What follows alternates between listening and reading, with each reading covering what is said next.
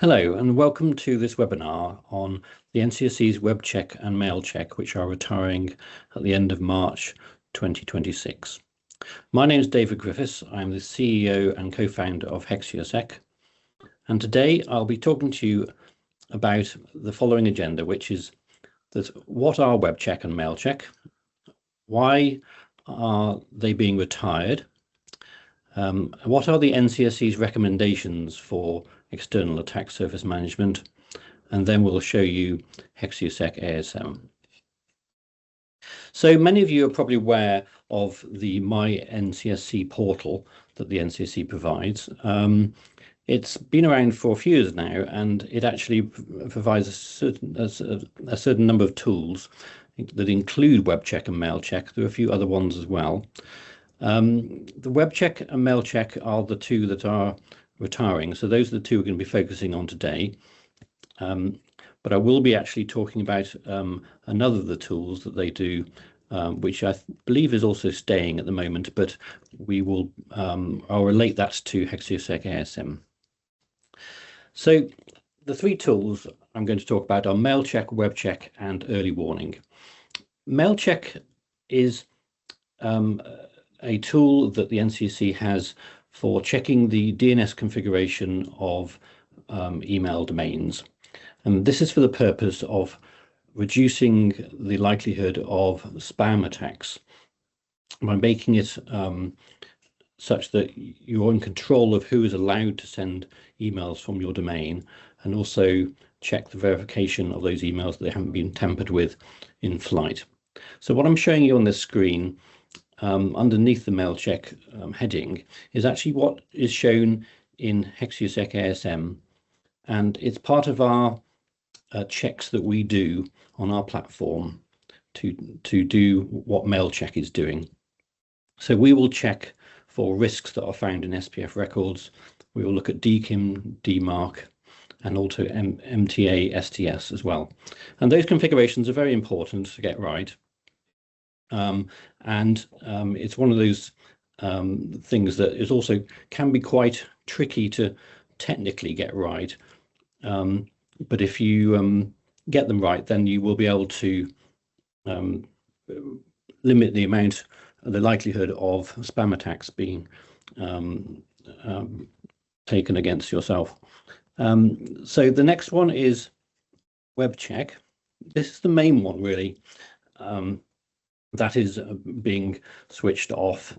And this one is something that I think it's been around since 2017.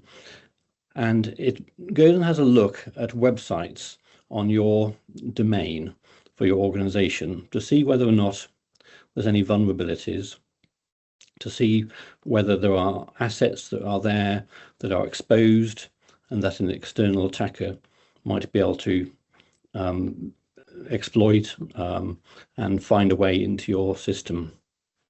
So the checks that we do that correspond to this include checking that TLS is used properly, which is the encryption standard for websites, checking that all certificates are accurate and also up to date and not expired.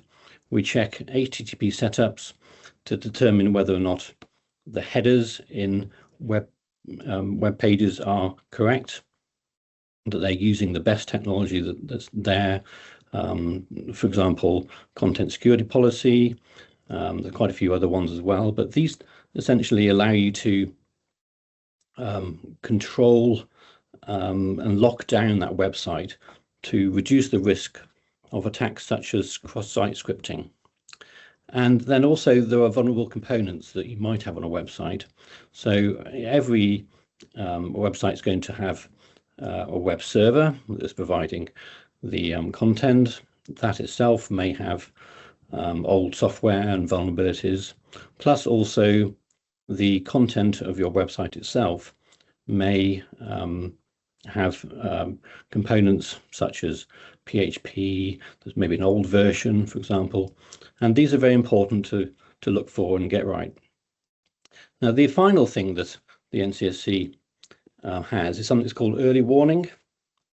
Now, what this does largely is it looks at ports that are open to determine whether or not you have exposed ports that could be exploited, or maybe they're just protected by a password.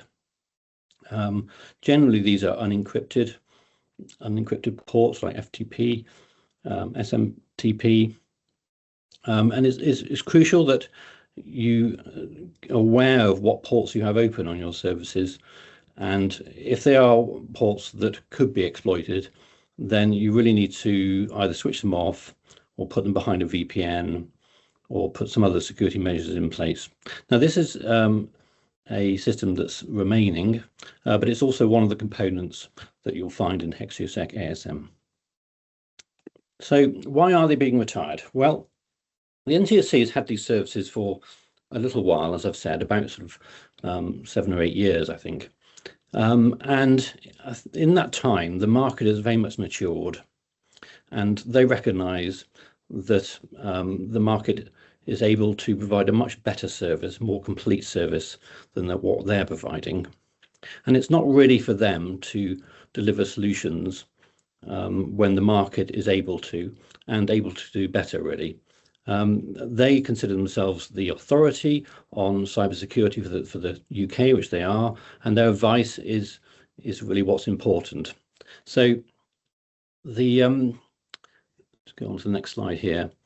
So they strongly recommend that all organisations implement a commercial ASM product before these services are switched off. They've very conveniently provided a buyer's guide to explain what you should look for in an EASM tool. Now, we as Hexiosec, we were very much involved in this trial that they've done recently to assess, as it was at the time, 10 providers of external attack surface management. And we're fortunate to be one of those 10. And we've contributed to their knowledge on what is good and what good looks like. So they have provided a report on that, and I'll have the link to that later on the next slide, actually. So lastly, before I get on to Hexiosec ASM, they've basically done a study and determined what good looks like. What should you look for in an external attack surface management tool? There are many on the market, and they're all quite different.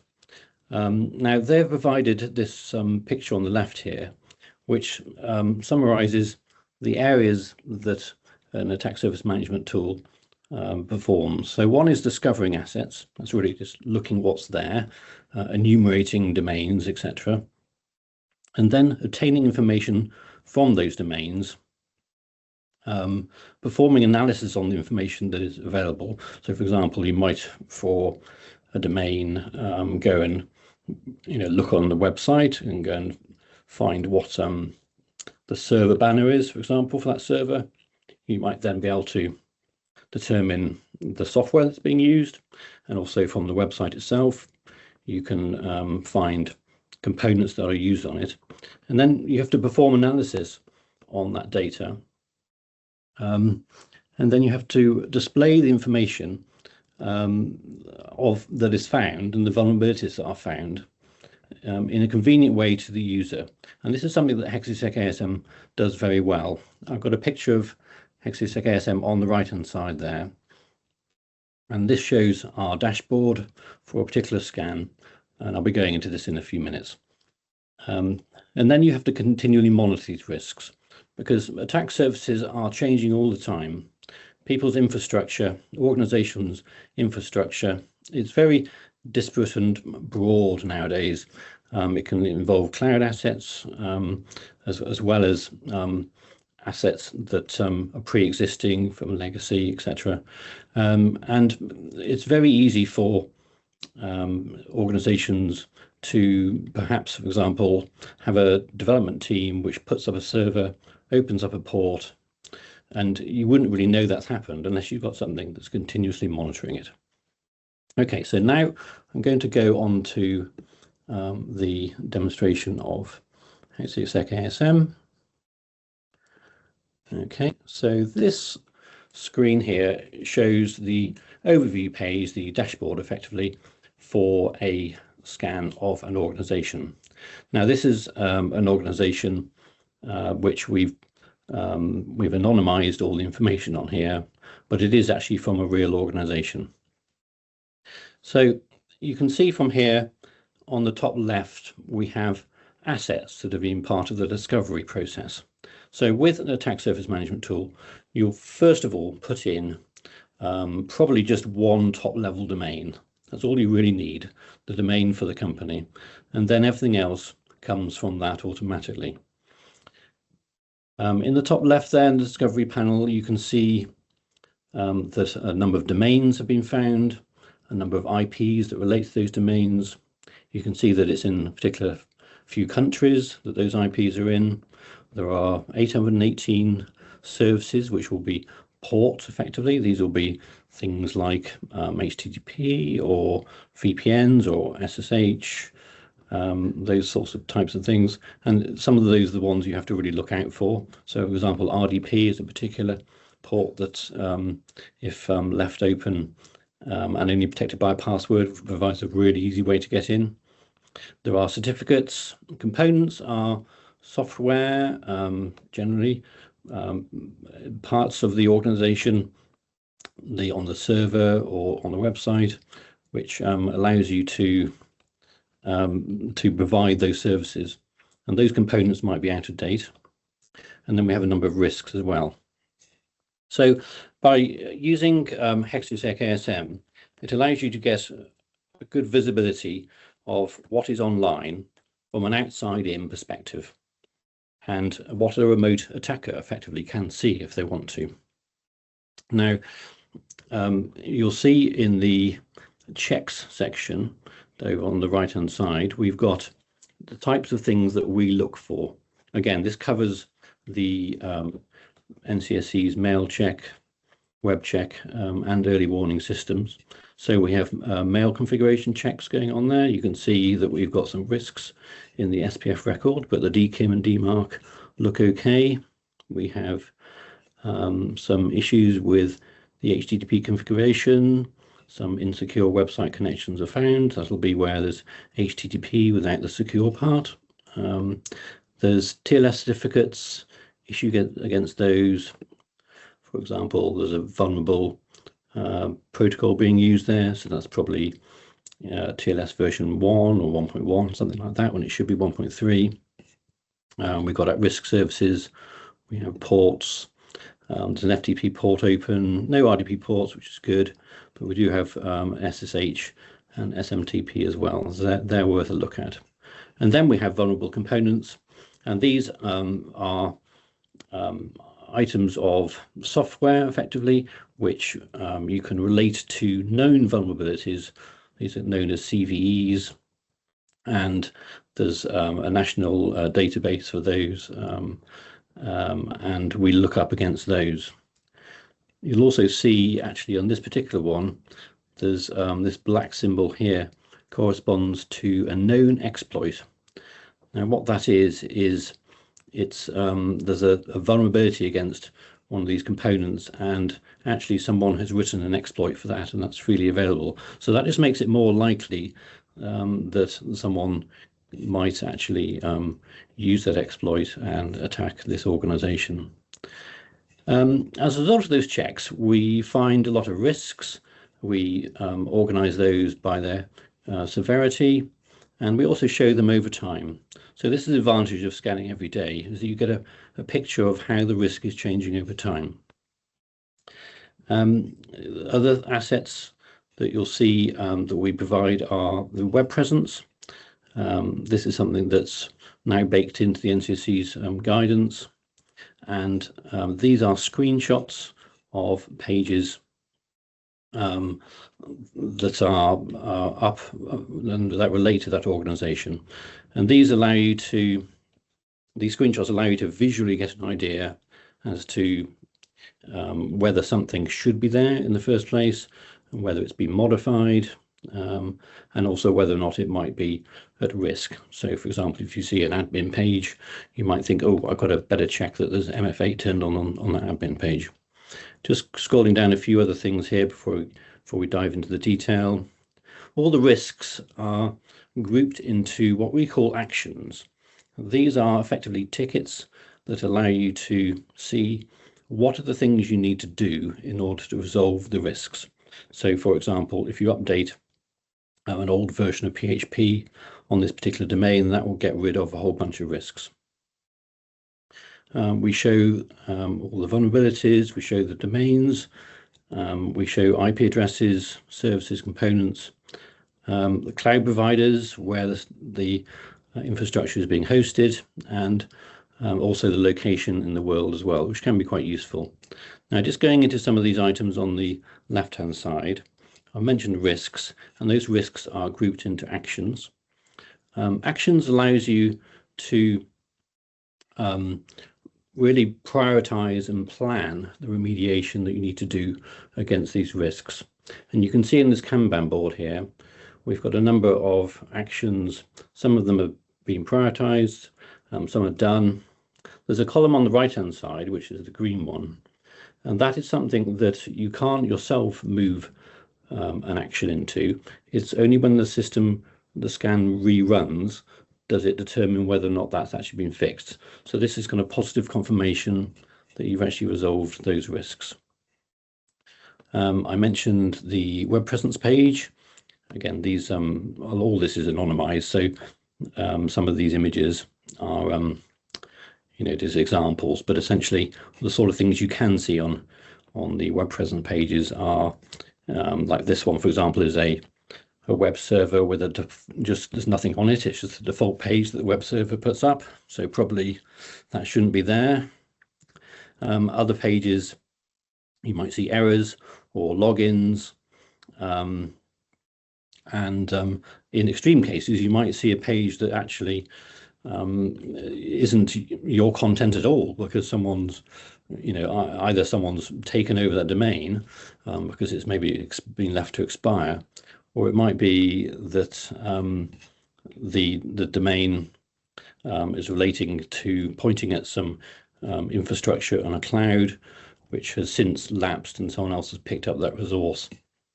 So getting a visual look on all the pages is really important. When you actually delve into the detail, one of the things that you're able to do is to find where the problems come from. So for example, if I was to go into a particular action here, so let's have a look at this one, which is PHP version 8.3.8, and that's an out-of-date version. It's got an EPSS score, which is the measure of its likelihood of being exploited. If I click on this, this brings up the remediation description and remediation for this action. So you can see from here, we've got a detailed description of what the problem is. We've got remediation steps for what needs to be done to resolve it. We've got details on the scoring and the status, also how long this action and this vulnerability effectively has been active. So this has been active for a long time, looks like. You can assign it to people as well. But if I actually go down and see all the risks associated with this, I could click on PHP version 8.3.8, and you can see on this page here, this is a detailed page that shows you where the risk is in your infrastructure. So the provenance view, you can see here, shows which domain and which services this component is on. It's on 3 particular services, and those relates to 3 subdomains of that top level domain. So this allows you to go and pinpoint where it is, what server it is that you're going to have to update.